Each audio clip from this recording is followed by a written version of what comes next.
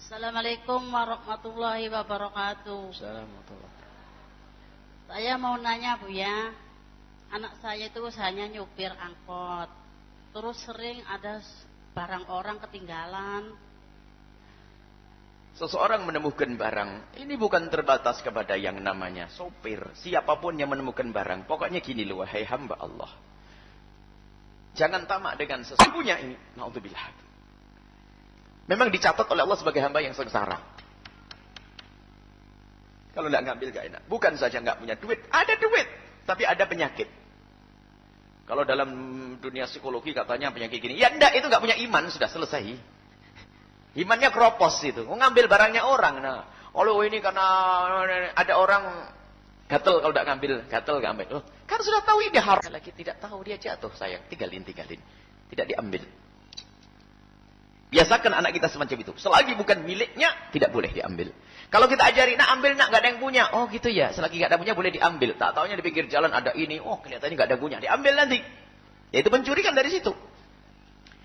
Kemudian di saat menemukan sesuatu yang ada di lingkungan kita, di jalan dan sebagainya, nemukan barang, kehilangan tidak terlalu mencari, namanya barang sepele. Kalau emas 1 on sepele enggak? Pasti jerit ya. Jadi barang sepele, pokoknya barang sepele intinya, enggak usah ngukur orang, ibu saja kalau hilang. Sekarang itu duit 1.000 sepele kayaknya ya. Enggak usah bingung di banyak mana 1.000, 5.000 aja sepele kayaknya. Paling lihatnya gini, mana ya? Jadi kalau barang sepele, itu cukup kita umumkan. Di tempat umumnya orang bakal mencarinya. Misalnya di sini menemukan duit 5.000.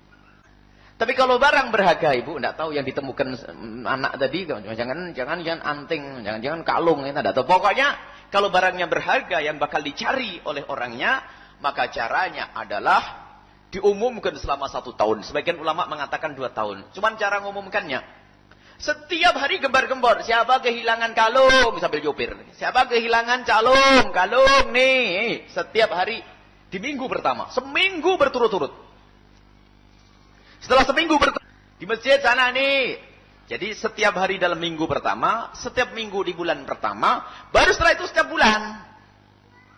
Sampai genap 1 tahun terakhir diumumkan di waktu hari raya Idul Fitri itu. Di mana?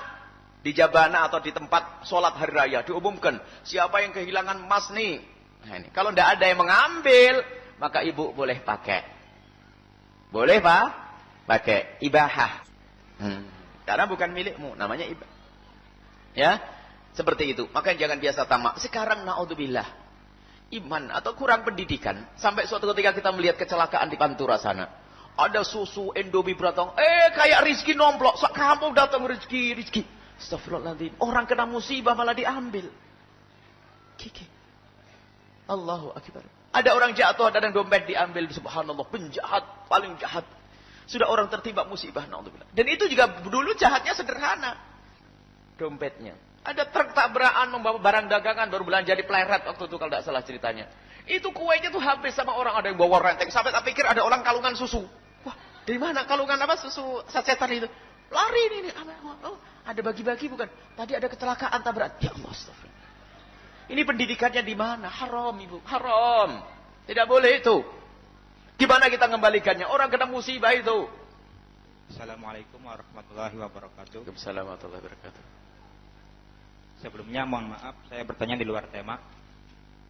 Beberapa hari ini media sosial diramaikan dengan peristiwa pembacaan Al-Quran dengan menggunakan langgam Jawa. Sehingga banyak memicu perbedaan pendapat di masyarakat.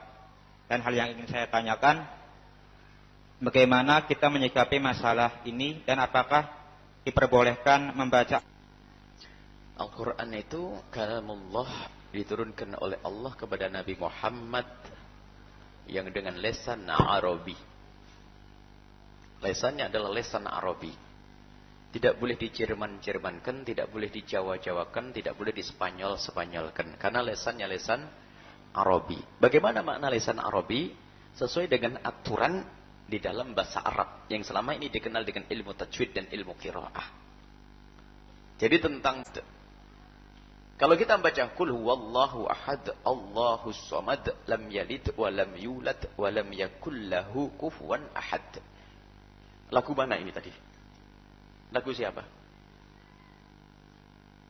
Di Arab juga tidak begini, di Jerman juga tidak begitu, ya kan? Tetapi terpenuhi hak-haknya. Itulah lesan Arabi. Artinya harus qul huwallahu ahad, Allahus samad, lam yalid wa lam yulad. Baik. Udah Pancasila, ya rusak. Haram hukumnya. Ini yang jadi masalah.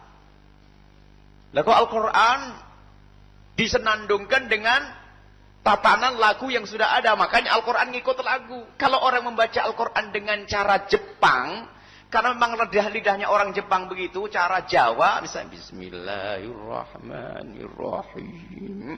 Asalkan benar hurufnya terpenuhi, nggak apa-apa. Cuman itu diikutkan lagu, itu yang adzan di Solo, di Blitar itu beda dengan adzan di Mekah ternyata ya. Sebab orangnya setengah ngantuk, misalnya Allahu Akbar, Allahu Akbar, sah, nggak apa-apa adzannya tuh. Cuman kalau sudah dimain-mainkan dengan bentuk lagu itu jadi masalah. Lah kemarin dipermasalahkan oleh para ulama-ulama soleh itu apa?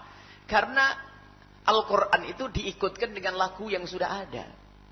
Jadi dalam Jawa itu ada nada-nada tertentu. Apakah apa ya mana? Ya kayak itu loh, dandang kula.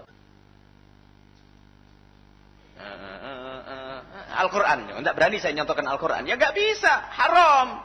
Pasti panjang lebar, panjang pendeknya akan hilang. Lah kalau begitu salah. Cuman kalau membaca dengan mendatangkan tajwid-tajwidnya, karena lesan Cina, ya mesti ada dengung-dengungnya gaya Cina.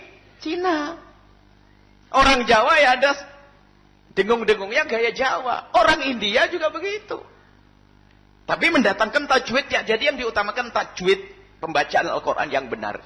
Jadi kalau seandainya ada orang Jawa kok membaca Al-Qurannya kok ada nada Jawanya. Karena memang lesannya lesan Jawa. Asalkan di orang Jawa, kalau difase-fasekan ikut Abdul Basit Abdul Somad, ya nggak ketemu, bisa sampai cekuan nanti. Nggak bisa, karena lesannya bisa begitu.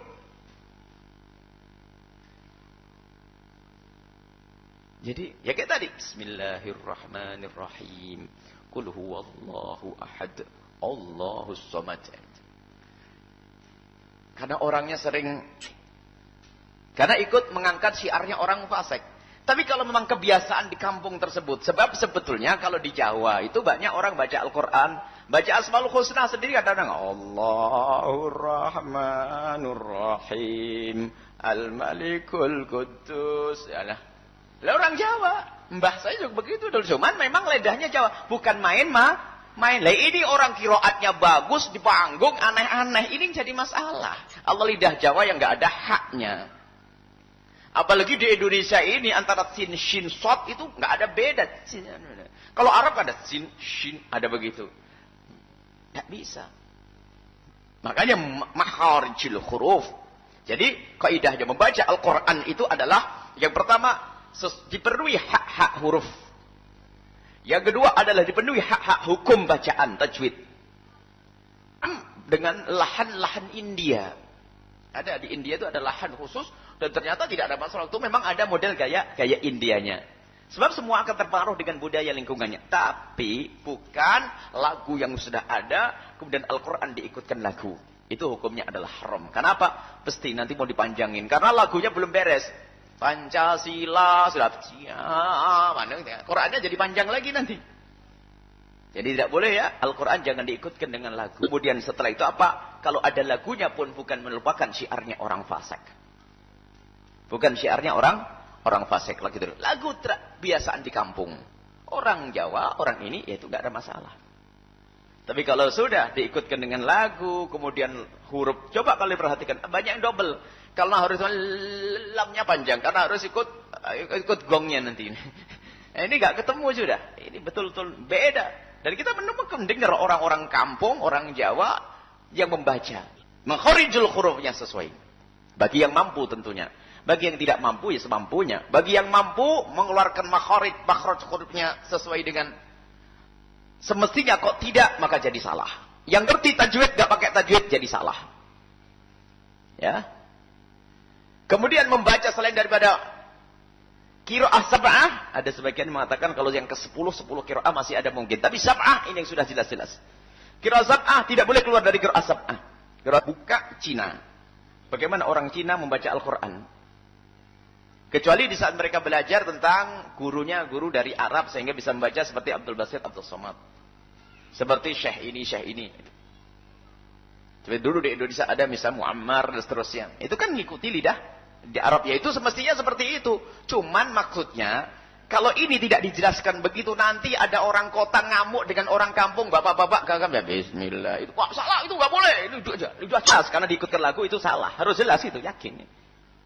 Tapi kok idahnya begitu, asalkan tajwidnya dikeluarkan, makhrajnya dikeluarkan, ikut qiraah sab'ah, kemudian setelah itu apa? Lagunya bukan biasa yang disenandungkan oleh orang fasik. Maka itu boleh saja. Selesai. Wallahu a'lam bishawab.